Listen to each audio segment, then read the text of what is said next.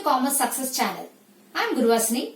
I will be taking classes on direct tax. In this video, we will discuss on the tax basics, an introduction to direct tax, indirect tax, and what is the difference between the direct tax and indirect tax. In any country, normally it is the government which spends a lot of welfare activities, money for its people. In India also we do that. Okay, but how does the government get revenue for that? It spends money on education, employment, infrastructure, and so many other welfare activities, healthcare. Now in the COVID cases, government is a person which is spending huge lots of money for taking care of its people. So how does the government get revenue for this? It levies taxes on the income of the people, on the business profits, on the wealth, on goods sold, on services rendered. So, tax is the primary revenue for the government. In India, there are two types of taxes. One is direct tax, the other one is indirect tax. Now, let us see what is direct tax. Direct tax is directly paid by the assessee to the government. Okay. Now, we have to know who is the assessee. Assessee is a person on whom the tax is levied. Now, in direct tax, the incidence and impact is on the same person. What does it mean? The government levies tax on a particular person and the particular person has to pay the taxes to the government. He cannot pass the burden of paying the tax to another person. So, the incidence and the impact of tax lies on the same person.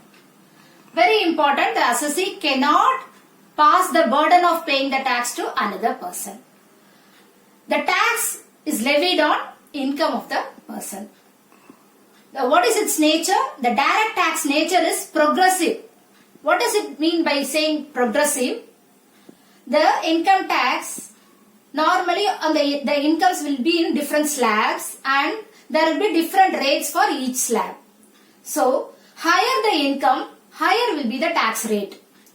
So, the direct tax is progressive in nature. How much the income is increasing, accordingly your tax rate will also increase and the tax liability also will increase. What is the example for this? This is an income tax. Now let us see on what is indirect tax. Indirect tax, the incidence and the impact of tax is on two different persons. What does it mean? The tax levies taxes on goods, supply, and it levies the tax on some person. The person, he pays the tax, but what does he do? When he supplies the goods to another person, the tax is passed on to the other person and the other person pays the tax and it goes on until the ultimate end user pays the tax. So, in this case, when the tax is levied on the goods sold, the consumer is the person who is bearing the tax.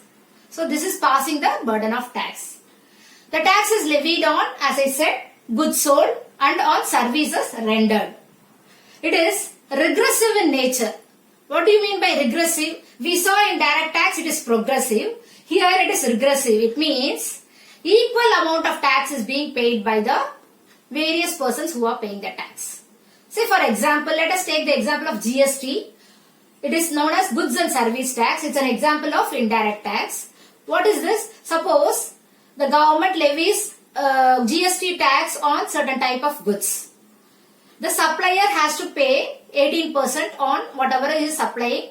Those type of goods he has to pay 18% tax. Now when he passes on the burden to another person, he also pays 18% and it goes on until the consumer finally pays the 18% tax. So this is what is called as regressive nature. Equal amount is borne. Now viewers, I have a very important message to you.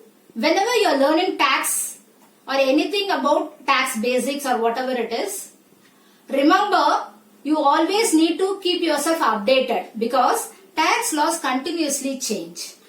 Okay. So thank you viewers. If you like this video, please press the like button.